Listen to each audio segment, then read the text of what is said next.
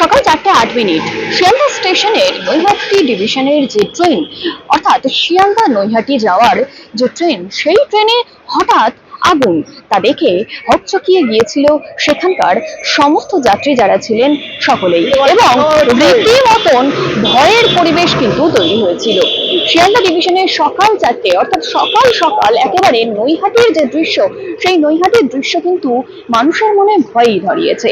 আমরা দেখেছি যে শিয়ালদা স্টেশনের 5 নম্বর প্ল্যাটফর্ম, সেই 5 নম্বর প্ল্যাটফর্মে নৈহাটি যাওয়ার জন্য তৈরি থাকা আপ নৈহাটি লোকালের শহরের দিকে থাকা প্রথম কামরার মাথার উপর থেকে বৈদ্যুতিক প্যান্টোগ্রাফ যে মুহূর্ত ওভারহেড তার স্পর্শ করে সেই মুহূর্তে আগুনের স্ফুলিঙ্গ তৈরি হয় এবং তা থেকে কালো ধোঁয়া এবং মানুষের মধ্যে ভীতির সৃষ্টি হয়।